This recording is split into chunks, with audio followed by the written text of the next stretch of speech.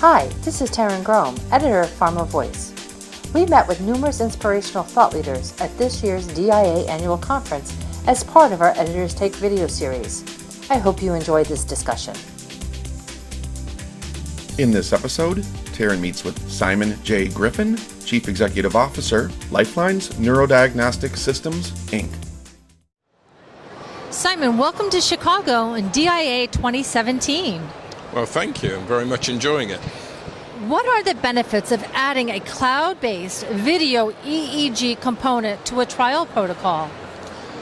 The most significant benefit really is turnaround time. The traditional way of delivering EEGs around the world is on DVDs, USB sticks, external hard drives, and it can take literally days or even weeks for people to view the data and get a report from a centralized central reader. And so we use the cloud to deliver that data in real time from sites so that we can place it in front of central readers almost immediately. So it significantly reduces turnaround time, which is critical when you're making decisions about enrolling subjects or not enrolling subjects into a study. In addition to the efficiency of it, what are some of the other benefits of the cloud-based system?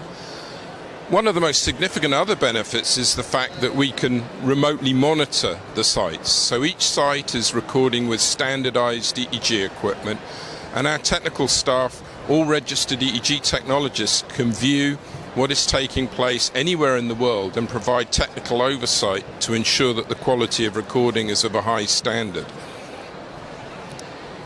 Are there specific therapeutic categories that would benefit more than others from a video EEG monitoring component?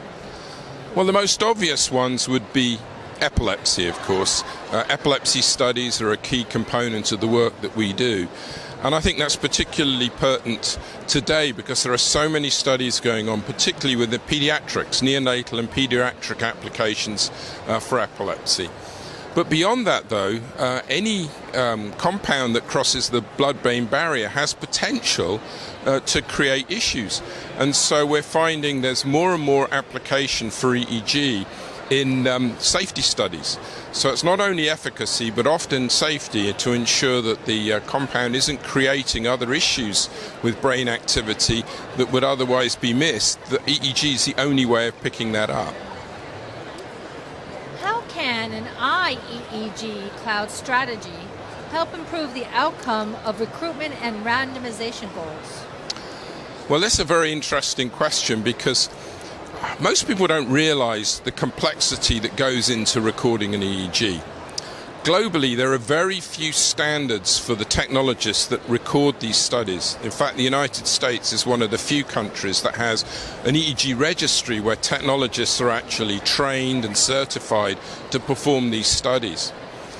So if EEG is an important component of a randomization study, you cannot afford to lose subjects to a poorly recorded EEG.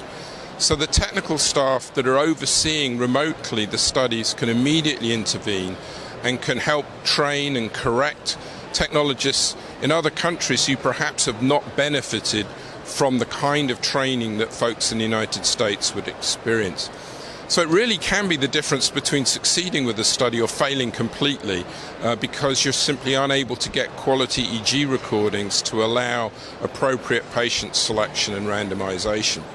And frankly, it's one of the things I'm most proud about is because when we leave a site at the end of a study, we've left a site that's forever capable of performing better quality EEGs. So we feel we've left a mark with the site and help elevate their quality of recordings from that point onwards. Well, I want to thank you so much for talking to us about cloud-based video EEG and the impact it's going to have on the industry. Thank you very much, Taryn. I appreciate it. For more information on this topic, visit our Thought Leaders website. For more Editors Take videos from the DIA annual conference, visit www.pharmavoice.com. Thanks for joining us.